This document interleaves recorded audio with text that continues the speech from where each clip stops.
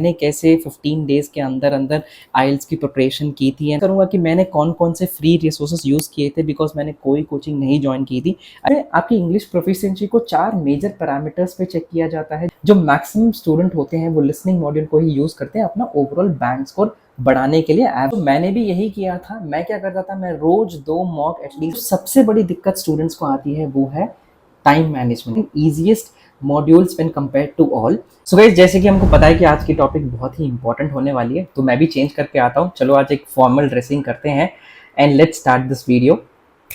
Hello everyone, welcome back to my YouTube channel Bhupendra Singh Canada. So guys, अगर आप ये video को देख रहे हैं तो I'm pretty श्योर कि आप आईएल्स के या तो प्रिपरेशंस कर रहे होंगे या आईएल्स के लिए प्रिपेयर करने के बारे में सोच रहे होंगे। तो इस वीडियो में हम आईएल्स रिलेटेड मैक्सिमम पॉइंट्स को डिस्कस करने वाले हैं। मैं ये भी डिस्कस करूंगा कि मैंने कैसे 15 डेज के अंदर अंदर आईएल्स की प्रिपरेशन की थी एंड आईएल्स एग्जाम क्रैक किया था। आई स्कोर 7 बैंड्स मैंने ओवरऑल स्कोर किए थे एंड मेरे किसी भी मॉड्यूल में 6.5 से कम नहीं आए थे। एंड ये जो कंप्लीट प्रिपरेशन थी मैंने 15 डेज के अंदर अंदर कंप्लीट की थी। तो इस वीडियो में मैं ये भी डिस्कस करूंगा कि मैंने कौन कौन से फ्री रिसोर्सेज यूज किए थे बिकॉज मैंने कोई कोचिंग नहीं ज्वाइन की थी। I will tell you about all those free resources and जो भी मेरे को पॉइंट्स इंपॉर्टेंट लगे throughout my journey of preparing for IELTS, मैं सब कुछ इस वीडियो में डिस्कस करने वाला हूँ। तो ये वीडियो बहुत ही इन्फॉर्मेटिव एंड यूजफुल होने वाली है। आई वुड सजेस्ट कि ये वीडियो आप एंड तक देखें।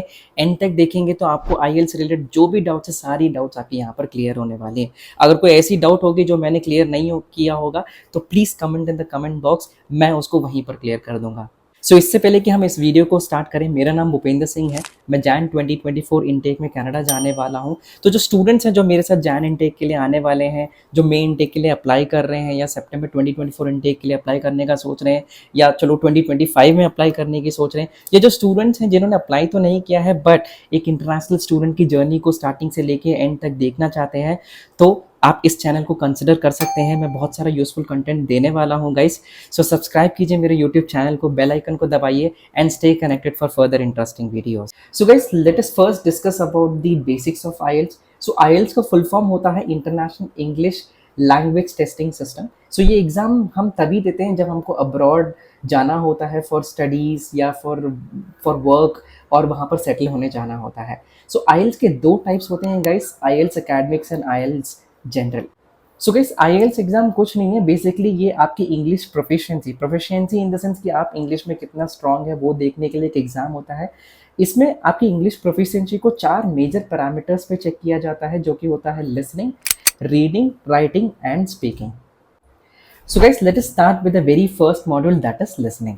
So guys, as far as listening is concerned, ये एक easiest module होता है when हम सारे मॉड्यूल्स को कंपेयर करें। जो मैक्सिमम स्टूडेंट होते हैं वो लिसनिंग मॉड्यूल को ही यूज़ करते हैं अपना ओवरऑल बैंड स्कोर बढ़ाने के लिए, एवरेज को बूस्टअप करने के लिए। So guys, now your next question would be कि लिसनिंग को हम प्रैक्टिस कैसे करें। सो गाइस, यूट्यूब पे ही काफ़ी सारे चैनल्स हैं जहाँ पर आप लिसनिंग का मॉक दे सकते हैं, जहाँ पर एक वीडियो प्ले होगी, आपको बस हेडफोन्स लगा के प्रैक्टिस करना है।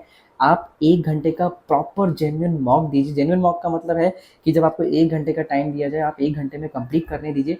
बट फर्स्ट टाइम में आपको ज़्यादा कुछ सोचने की ज़रूरत नहीं है गाइस। ये मत सोचना कि मेरे से एक भी क्वेश्चन सॉल्व नहीं है या 5 ही सॉल्व हुए हैं, मेरा 25 ही स्कोर आया 40 में से, ये नहीं आपको सोचना है। एक जेन्युइन मॉक दीजिए, आपको अपना जो स्कोर मिलेगा 40 में से, आप कहीं भी गूगल में जाके आप देख सकते हैं, उसको कन्वर्ट कर सकते हैं कि convert my 36 out of 40 into English band, I mean speaking bands. तो आपको पता चल जाएगा कि आपका अभी प्रेजेंटली कितना बैंड्स आ रहा है। तो मैंने भी यही किया था। मैं क्या करता था, मैं रोज 2 मॉक एटलीस्ट देता था लिसनिंग के, जहाँ पर मैं ये मेक श्योर करता था कि जो भी मेरे को बैंड आ रहे हैं एटलीस्ट 0.5 या वही बैंड मैं लेके आ पा रहा हूँ, नहीं तो 0.5 या 1 बैंड मैं ज़्यादा लेके आ पा रहा हूँ।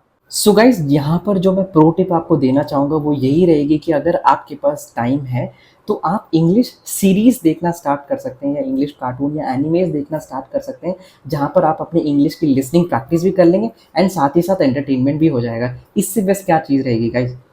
So guys, now let us discuss about a second module, that is reading. So guys, अगर मैं मैक्सिमम स्टूडेंट्स की बात करूं, सबको रीडिंग सेक्शन में ही काफ़ी दिक्कत आती है एंड जो सबसे बड़ी दिक्कत स्टूडेंट्स को आती है वो है टाइम मैनेजमेंट की दिक्कत। सो यहाँ पर भी गाइस, मैं आपको यही चीज़ बताना चाहूँगा कि आपको एक मॉक देना चाहिए। अगर आप एक मॉक देते हैं जहाँ पर आपका band is coming somewhere around 5 या 5.5 bands, in that case I would tell you 15 to 20 days की आपको स्ट्रिक्ट प्रिपरेशन की ज़रूरत पड़ने वाली है, जहाँ पर आपको एटलीस्ट हर रोज़ 2 से 3 मॉक्स देने होंगे एंड अपना स्कोर ओवरऑल इम्प्रूव करने की कोशिश करनी ही पड़ेगी गाइज। सो मैंने भी ऐसे ही किया था, मैं मैक्सिमम 2 मॉक्स डेली का रीडिंग देता था, बिकॉज मेरे को भी लोएस्ट जो बैंड्स आते थे वो रीडिंग में आते थे। I used to score somewhere around 5.5 to 6। So मैंने जब मॉक्स देना स्टार्ट किया तो finally in the exam I was able to score 6.5 bands in reading. So guys, अगर मैं रीडिंग की बात करूँ, यहाँ पर जो प्रो टिप रहेगी वो यही रहेगी कि बहुत सारे जो स्टूडेंट्स होते हैं वो कोई सेक्शन में अगर अटक जाते हैं तो वो वहीं अटके रहते हैं। तो मैं ये बोलना चाहूँगी कि अगर आपका कोई सेक्शन है जहाँ के क्वेश्चंस आपसे सॉल्व नहीं हो रहे, तो आई वुड सजेस्ट कि आप नेक्स्ट सेक्शन में चले जाइए, एंड जब वो सेशन कंप्लीट हो जाएगा देन आप वापस इस सेक्शन को रिविजिट करके उसमें जो क्वेश्चन हैं उनके आंसर दे सकते हैं।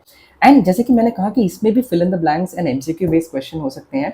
तो जो एमसीक्यू बेस्ड क्वेश्चन है, अगर आपको कोई आंसर नहीं आता तो आप क्या कर सकते हैं, भगवान का नाम लेके यहाँ पर आप मैक्सिमम रैंडमली मार्क भी कर सकते हैं, क्योंकि यहाँ पर कोई नेगेटिव मार्किंग नहीं होती है। सो खाली छोड़ने से अच्छा है कि आप इसको कंप्लीटली अगर मार्क कर दे तो देर आर चांसेस कि यहाँ पर आपको 1 या 2 मार्क मिल भी जाए। सो गाइस, अगर मैं थर्ड मॉड्यूल की बात करूँ, that is writing. To be very honest, अगर आप मेरा ओपिनियन पूछें तो that is second easiest modules when compared to all. वो मैं इसलिए कह रहा हूँ क्योंकि मैंने आईएल्स की जो राइटिंग है उसमें कोई भी मॉक मैंने घर पे नहीं दिया था। मैंने डायरेक्टली जो रिटर्न दिया था या पहला पैसेज लिखा था वो सीधा एग्जाम में जाके ही लिखा था। So guys, one pro tip from my and would be कि अगर आपकी हैंड राइटिंग अच्छी नहीं है तो आप कंप्यूटर बेस्ड टेस्ट ही लीजिएगा, पेपर बेस्ड टेस्ट मत लीजिए। But one more thing is, अगर आप कंप्यूटर बेस्ड टेस्ट लिख रहे हैं तो you will have to check your typing speed. आपकी टाइपिंग स्पीड मिनिमम होनी चाहिए समवेयर अराउंड 25, 30 और 35 वर्ड्स पर मिनट। सो गाइस, अब हम अपने लास्ट मॉड्यूल पे आते हैं, that is speaking. So guys, to be very honest, speaking module मेरे को बहुत ही इंटरेस्टिंग मॉड्यूल लगा। सो गाइस, इसमें कुछ नहीं होता, इसमें एक आईएल्स सर्टिफाइड इवैल्यूएटर आपके सामने बैठते हैं या आपसे जूम पे कनेक्ट करते हैं, वहाँ पर ये चेक करते हैं कि आपकी इंग्लिश फ्लुएंसी कैसी है, आपकी रेंज ऑफ वोकैबुलरी कैसी है, आपका ओवरऑल फ्लो कैसा है एंड आपका ग्रामर कैसा है, बस ये चीज़ें चेक की जाती हैं। सो गाइस, प्लीज अंडरस्टैंड, ये कोई इंटरव्यू नहीं होता या कोई एग्जाम नहीं होता जहाँ पर ये देखा जाए कि आप क्वेश्चन के सही आंसर दे रहे हैं कि नहीं, आपके क्वेश्चंस में लॉजिक है कि नहीं है। So but that also doesn't mean कि आप कुछ भी बात करें।